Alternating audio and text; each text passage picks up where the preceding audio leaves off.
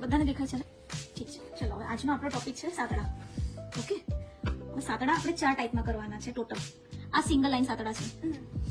આ સાતડા રહ્યા ને સિંગલ લાઈન સાતડા છે, એટલે આપણે બને ત્યાં સુધી ઉપાડીને જ લાઈન કરશું.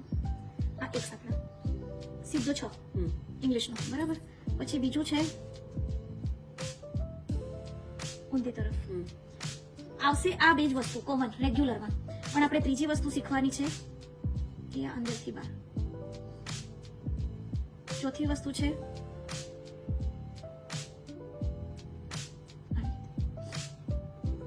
આ ઉપરથી અંદર લીધું અને અંદરથી આને બહાર કાઢવાનું, બંને ઓપોઝિટ સાઈડમાં. આપણે પ્રેક્ટિસ આ 4 વસ્તુની જ કરવાની છે, પણ એક સાઈઝમાં નહીં.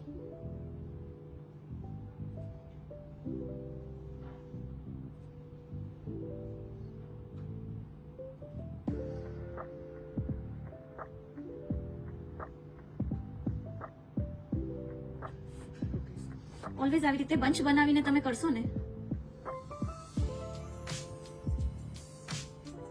આનાથી શું થશે કે તમને બધી સાઈઝની એક ટાઈમે પ્રેક્ટિસ પડશે. પછી આખા પેજમાં આપણે હવે આમાં બીજી એક વસ્તુ, તમે આને આવી રીતે પેપરને અડાડીને કરશો ને, એનો ઇફેક્ટ આવો આવશે.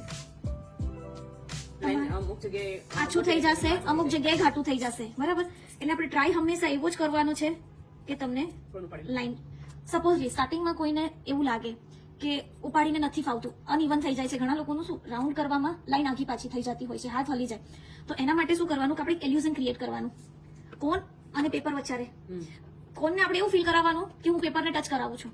એટલે આપણે આ જે કોનની મહેંદી કાઢીએ ને, એમાં એક એવી રીતે એનો સપોર્ટ લેવાનો કે કોનને એવું થાય કે હા હું પેપરનો સપોર્ટ લઈને કરું છું. આપણે સ્કેલ અપ કરીએ છીએ સ્લાઇડ ગેપ રહે, સ્લાઇડ એક આપણી હેર લાઈન જેટલું બસ.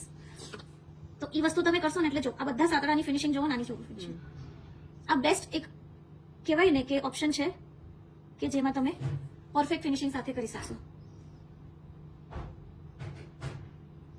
આ મહેંદીના કોનનો તમને સોરી મહેંદીના જે હોય છે ને એનો કોનને સપોર્ટ મળી જાય, અને કોનને એવું ઇલ્યુઝન થાય, એવો વેમ થઈ જાય કે હા પેપરને સપોર્ટ મળે છે મારો, કે હું પેપરના સપોર્ટથી ડિઝાઇન કરું છું. હવે જો આનું અને આનું જુઓ, ડિફરન્ટ આવ્યું. હવે આ 4 રીતે આપણે આવી રીતે પ્રેક્ટિસ કરવાની. જ્યારે તમે આની પ્રેક્ટિસ કર્યા પછી જ્યારે ફાઇનલ પેપર કરો ને, એમાં આ A4 સાઇઝના પેપરમાં જ પેન્સિલથી તમે 4 ભાગ કરી દીધા. હવે એમાં આવ્યું ને એક ઓપ્શન, એક પોર્શનમાં આ એક જ, પણ આવી જ રીતે નાના મોટું સાઇઝનું. કઈ રીતે? એક જ સાઈડનું. તમને ના દેખાતું તો સેજ બાજુ આવતા રહ્યો.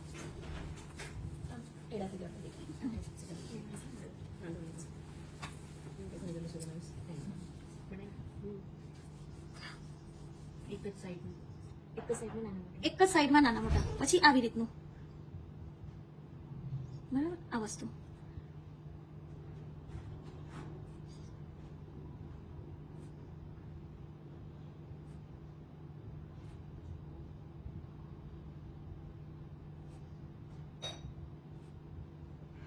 મોટું છે, નાનું રાખવાનું છે.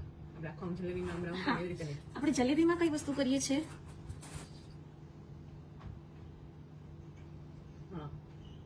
એને આપણે આ ટાઈપના આંકડા કરીએ છીએ, પણ એમાં આપણે શું કરીએ? તમે ઇન્ડિયનમાં આવે છે આ જ વસ્તુ આવે છે, બસ ખાલી આટલું. સેજ આમ તો ઘણા લોકો ગેપ રાખતા હોય છે, પણ આવી રીતનું બસ આ વસ્તુ બી આવે છે. હવે જ્યારે ઇન્ડિયન ડિઝાઇનનો બંચ બનાવતા હોય છે ને, તો આમાં આનો જ ઘણા લોકો સપોર્ટ કરી આવી રીતે કરી અને આ વસ્તુ કન્ટિન્યુ કરતા હોઈએ છીએ.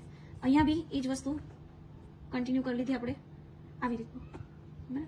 આ બધું ક્યારે? જ્યારે ઇન્ડિયન, આમાં જ્યારે તમારે ઇન્ડિયન અરેબિક મિક્સ કરવું હશે ને, ત્યારે તમે આ વસ્તુ એમાં યુઝ કરી શકો, કોઈ પ્રોબ્લેમ નથી. સ્કેલઅપની તો તમને કોઈને પ્રેક્ટિસની જરૂર નથી. ટચવુડ તમે લોકો બધા સરસ છો. એટલે આપણે હવે આની જ પ્રેક્ટિસ ખાસ કરવાની છે.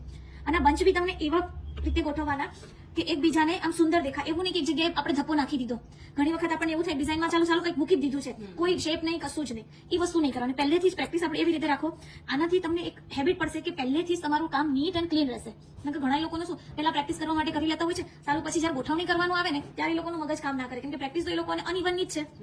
એટલે પછી આને જ્યારે આ વસ્તુ કરીએ આપણે, આનું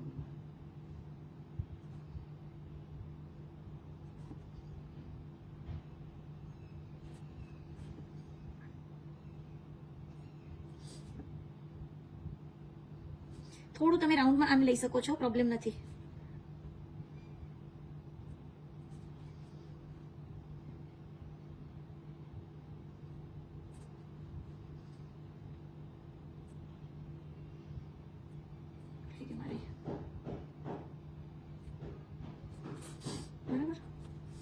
ખાસ આ અંદરથી બાર છે મિસ્ટેક થાય હા આમાં વાંધો નહીં આવે. આમાં છે ને આમાં ગેપ્સ રહે તો ચાલે. ચાલે, કોઈ પ્રોબ્લેમ નથી.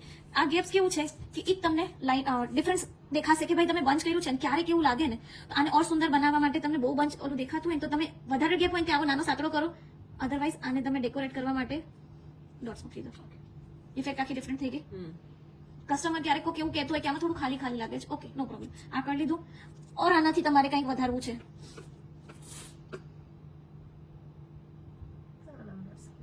નાના મોટા ડોટ્સ આ ડોટ્સ નાના મોટા એટલે કેવા ખબર છે, બહુ મોટા નહીં. એક હા કોર્નર પોઈન્ટ ઉપર જે મેં પ્રેસ કરવાનું જ નથી ખાલી. સેજ અમથું પ્રેસ. અમુક લોકો ડોટ કેવા કરતા હોય છે, માખી હંગી ગઈ હોય ને આ વસ્તુ નહીં કરવાની. આમાં કલર ના આવે અને થોડો ઘણો કલર આવશે તો એક દિવસમાં નીકળી જશે, કેમ કે એ લોકોની 5 ટાઈમની પ્રેયરમાં એ લોકોને હાથ ધોવા પડે. તો આ કલર એક જ વોશમાં એક જ દિવસમાં નીકળી જશે. સોરી, હું થોડું એક્ઝામ્પલ એ રીતના આપીશ કે તમને લોકોને બોર ના થાવ. આવી રીતે હંમેશા કોનના પોઈન્ટ્સ મૂકીને, હવે ધારો કે અહીંયા મારે આ મેં બંચ તો બનાવી દીધું છે પણ અહીંયા મને છેડો આપવો છે તો છેડામાં બી તમે આ વસ્તુ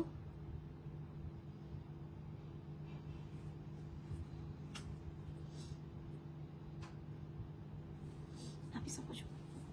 સમજાણ? કોઈ ડાઉટ? ક્લિયર? આનું છે આપણે આ અંદરથી આમ લીધું.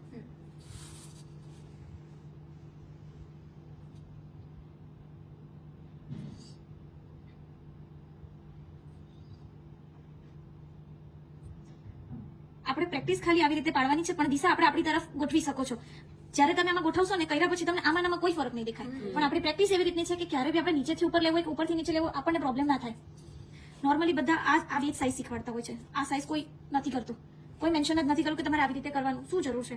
પણ હું એવી પ્રેક્ટિસ પડાવું છું બધા, કે મેં એવી રીતે પ્રેક્ટિસ પાડી છે. હું એવી રીતે પ્રેક્ટિસ પાડું કે તમારે 4 વસ્તુની કમ્પલસરી પ્રેક્ટિસ રાખવાની. એવી જ રીતે તમારે સાતરામાં બી 4 પેટર્ન આવશે, આમાં બી 4 પેટર્ન આવશે અને જે તમે શેડિંગનું કરશો ને એમાં બી તમારે આગળ કન્ટિન્યુ એવી રીતે 4 થી 5 ઓપ્શન મળશે કે તમે ક્યારે બી. ઘણી વખત એવું થાય છે કે ઓડ જગ્યા હોય એમાં તમારે શેડિંગ કરવું હોય કે એવી જગ્યાએ સાતરા કરવા હોય તો કેવી રીતે કરશો. હવે અમારી પાસે ખાલી એક આટલું જગ્યા છે. પહેલા તો અમે અહીંયા ડિઝાઇન કરવી પડતી. કસ્ટમર જાજો હાથ ઊંચો ના કરી શકે. મારા જેવા એક્સિડન્ટ વાળા કોક આવી ગયા એને મેનેજ કેવું કરવાનું. અમારે નીચેથી નોર્મલ અટકરે આ જગ્યા અમારી પાસે આટલી જગ્યા છે એમાં અમારે આવી રીતે એક ખાલી ઇમેજિન સાથે જ જોયા વગર બી અમે લોકો ઘણી વખત એવી રીતે કરતા હોય છે. પણ એ બી એવી રીતે આપણી પ્રેક્ટિસ પહેલા હાથની મુવમેન્ટની એવી કરેલી હોય ને કે આપણો હાથ ફ્રી જ થઈ જાય તો પ્રોબ્લેમ ના આવે. એટલે એ તમારે પછી જવાની જરૂર ના પડે કે એમાં ફિનિશિંગ છે કે નથી. એ તમારું પરફેક્ટ જ આવશે. ઓકે, બોલો હવે આ સિંગલ લાઈન આમાં જ આ 4 રીતમાં હું તમને ઠીક સાતરાથી દેખાડી દઉં એટલે તમારી પ્રેક્ટિસ બંનેની એક સાથે ચાલે.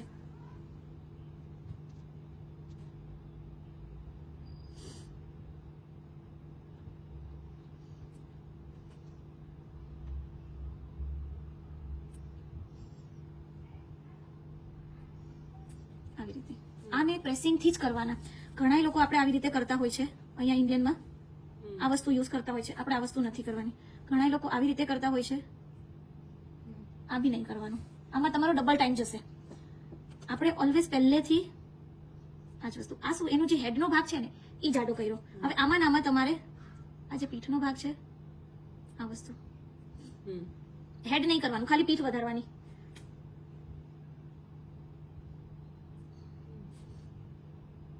હેડના ભાગમાં જ ખાલી પ્રેશર આપવાનું. આમાં બી તમારે આ પીઠ, આ હેડ ડાઉન, આ હેડ થીક. જ્યારે તમે આવી થીક સાતરાનું બંચ બનાવશો ને એમાં તમારે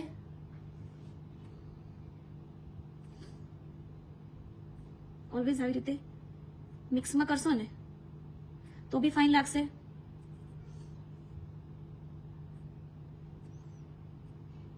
પછી આમાં ખાલી ડિઝાઇનો એવી આવે છે. આમાં આપણે ડબલ લાઈન કરવી પડશે કેમ કે આપણી પાસે પોર્શન મોટો છે બરાબર. પણ એને આવી જ રીતે ઉપાડવાનું, ખાલી પીઠનો લાઈન અને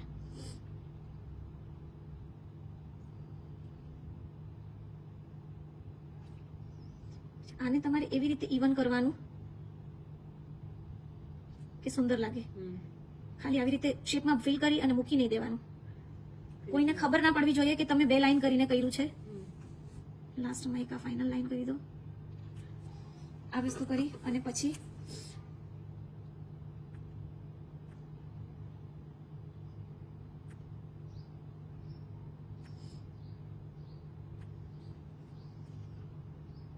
લો ચાલશે. કેટલી જાતના બંચ આવ્યા? Okay clear? હવે આ રીતની આની પ્રેક્ટિસ કરો. આ ડોટ્સ કરવાના છે કે અત્યારે જસ્ટ ખાલી સાચવવાનું છે?